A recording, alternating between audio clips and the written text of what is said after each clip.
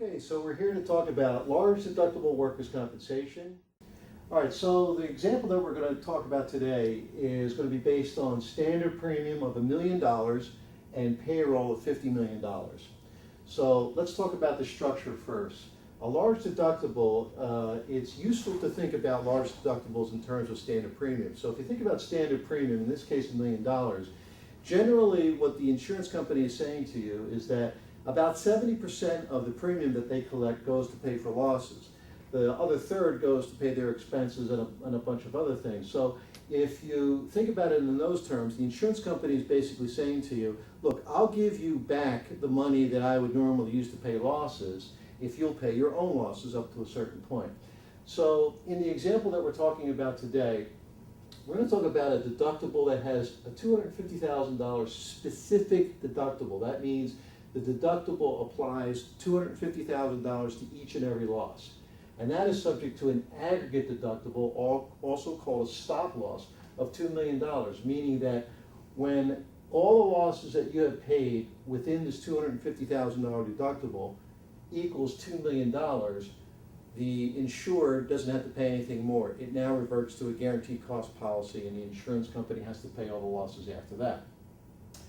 So these deductible programs can be broken down in three main sections. The first section, premium and expense. The second section is loss component, and the third section is the security component. So let's talk about each one of these. So the components of the premium and expense side are, first of all, the deductible premium, which is generally expressed as a rate per $100 of payroll. So in this example, we're using 45 cents per $100 of payroll, which gives you a deductible premium of $225,000 based on this $50 million of payroll. Then there's TRIA, which is foreign tourism. That's also expressed as a rate per $100 of payroll. In this case, we're using 2 cents per $100 of payroll, which would give you $10,000. And catastrophe is domestic tourism, which in this case will be 1 cent per $100 of payroll, or $5,000. These will vary by state, and it all depends on the exposure to a particular state has to tourism. So you can imagine that Washington, D.C. and New York State, places like that will be a little bit more exposed than places like South Dakota, etc. Loss and expense constant is an ancient charge that's been in workers' compensation for 1 million years. Taxes and assessments will vary by state. In this example, we use $25,000.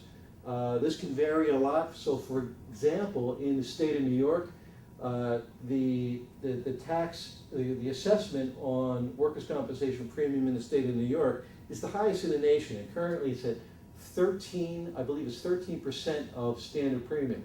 So, believe it or not, in the state of New York, if you have $1 million of premium, you're going to pay $130,000 in addition to this just for the New York State assessment. In New Jersey, it's something like a little less than 7%. So this could be a really big number depending on what state you're in. But again, for the sake of this example, let's use $25,000. All right, so that's the 4 or the 5 cash components of the deductible program for the premium and expense side that you will pay. You never get that money back. Okay. Next, we go to a loss component. So again, you're going to pay all your losses up to $250,000 for each and every loss. Again, subject to this $2 million aggregate deductible. In the loss component, what you're going to do is you're going to pay your actual losses. And actual losses means medical, indemnity, and ALAE. So what's that? ALAE, allocated loss and expense. And that includes expenses that the company has to pay that are in addition to medical payments and indemnity. Indemnity, by the way, is lost wages. So it'll include things like case management, if they have to assign a nurse case manager to the claim, legal, if it's litigated, investigation, which would include things like surveillance, etc., and then managed care fees.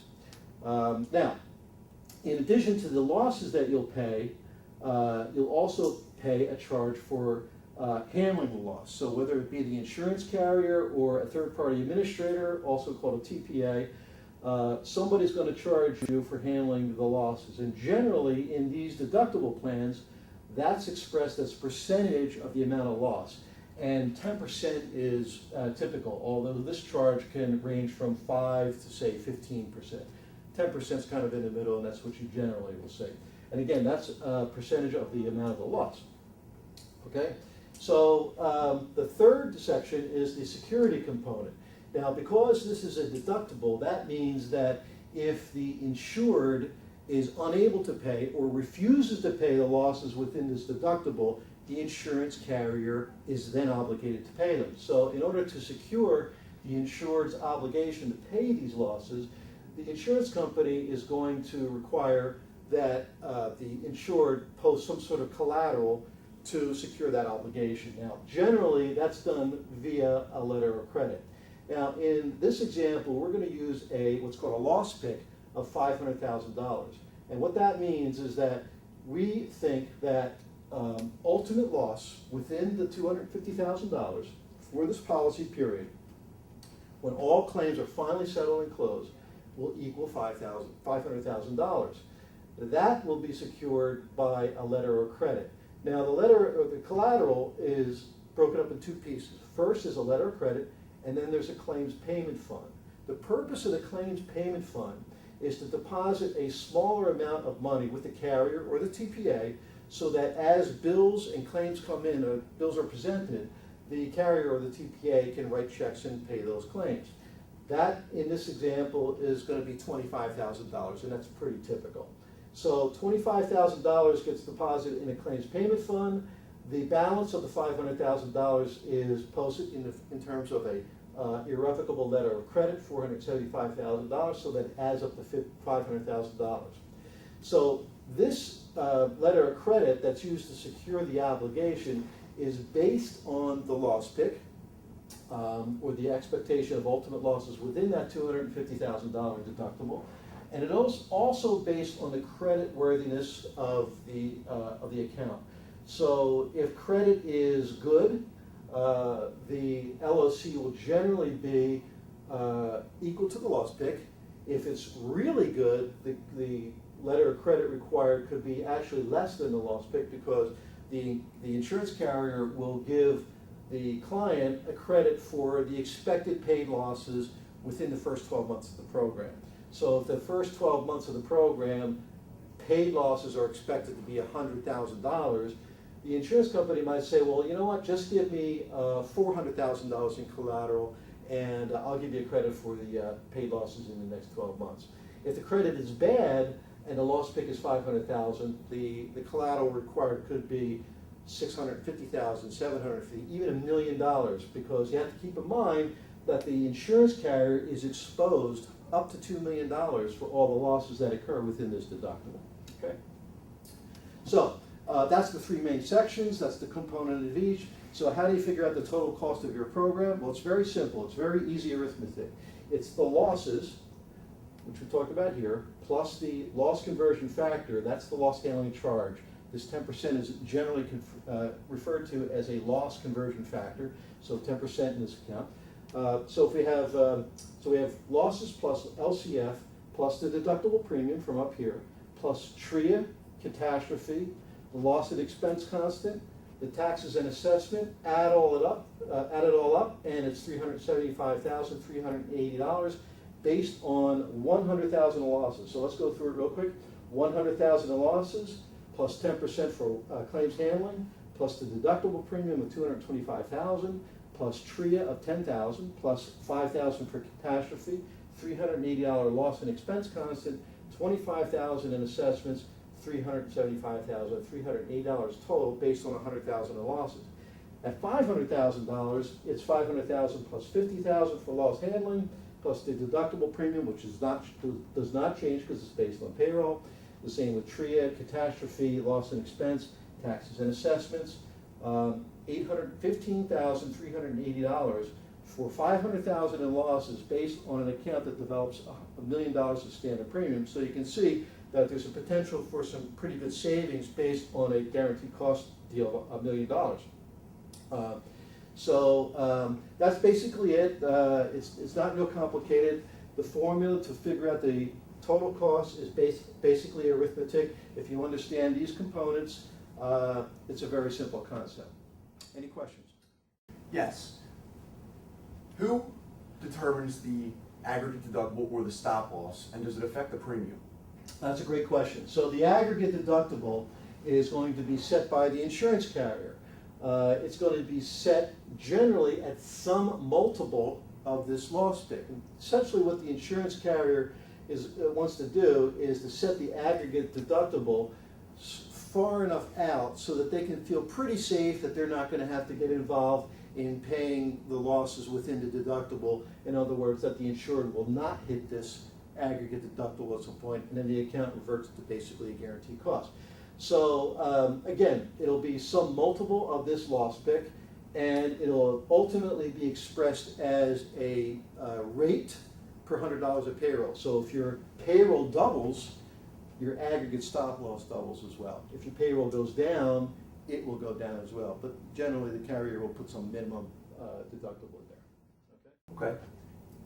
The claims handling fee, is that paid at the inception of the policy, or? Yeah, the loss handling charge, again, typically what happens is expressed as a percentage of the amount of loss. And when you actually pay it is when the loss is actually paid. So if you remember back here, I talked about a claims payment fund that you'll establish with either the carrier or the third-party administrator, in this case $25,000. So you establish the fund, and then bills start coming in for claims. As the bills come in, the company pays the bills, and then the insured will be required to replenish this fund generally on a monthly basis. Sometimes it's quarterly, but generally on a monthly basis. At the time that they're billed for the claims that were paid out of this fund, they will also be billed for this 10% loss handling charge based on the amount of claim that's being paid. So for example, if the insurance carrier gets a bill for $1,000, a medical bill for $1,000, and they pay it, what they will do is they'll bill the insured for $1,100. It's the $1,000 claim plus the 10% handling charge. So you don't pay this up front, you pay it as the claims are paid. Okay. Yeah. What about the LOC? Is it the same every year? The LOC is based on what is expected in terms of losses within the deductible for that policy term. So what happens if you renew with this carrier? Do you have to pay the LOC every year? Well, in a technical sense, yeah, you would, but what really happens is that on your first renewal, what will happen, the insurance company will take a look at the losses that you actually experience in that policy year, and they'll adjust their loss pick, either up or down. Then they'll say, okay, let's say for example, the losses were good that year. So the paid losses and the incurred losses for the policy that just expired, when they go through their actuarial process, they say, oh, well, you know what? It looks like the losses expected, the ultimate expected losses are not $500,000. It looks like they're only $400,000. But, and then they'll also do a loss projection for the policy period coming on. Let's say that is $500,000. So now what they're going to say is that I need $400,000 for the year that just expired. I need $500,000 for the year that's going to renew. That's $900,000. What they'll do is they'll subtract the actual paid losses that they had in the policy that just expired, and that will be the new LOC. Now what happens is that as these LOCs stack up on each other year to year, you have losses coming in, and then you have paid losses going out for all years. When you get to about year 4 or 5, that number becomes a static number. So in other words, what happens is that you have as many claims being closed and taken out as you have coming on. So theoretically what would happen is that maybe this number, once you're at year 4 or 5, hits about, let's say, $1 million, $1.5 million, something like that. And then thereafter, it wouldn't change that much because you have a lot of losses going off and you have, losses coming in, and it's about equal. Okay. Okay? One more question. Sure. Could you elaborate on the allocated loss and expense portion, the managed care fees in particular? Yeah, that's a great question because as we discussed, if you look at this structure, you see that the insurance company bills this deductible premium. They also get this 10% loss handling charge. Those are really the only two pieces that the insurance company gets to keep. except this managed care fee thing in here. And here's how that works. I said in this example that the loss pick is $500,000, and let's assume that that is true. We go through 12 months of the policy period, and it looks like the losses will actually develop to $500,000, so we guessed correctly. But in reality, a $500,000 ultimate loss, there could have been something like $750,000 worth of bills presented by the providers, but the insurance company in their managed care process here, one of the things that they do is they do bill review, and they discount these bills and negotiate them down to what's called usual and customary, or to the scheduled fees that they have negotiated with the providers within their managed care network. Now what happens is that mostly every insurance company out there stipulates in their claims agreement that they're going to take a percentage of whatever that savings is. So for example, let's say $750,000 of bills were presented and the insurance company knocked it down to $500,000. What's pretty typical is that the managed care fees will be around 25% of that savings. So in the example of a $500,000 loss pick and $750,000 of bills presented, that's $250,000 of savings. And 25% of that would be, what, $62,500 that will be billed to the file. And it won't show up as $62,500 in one bill. It's a part of the allocated loss and expense in each claim.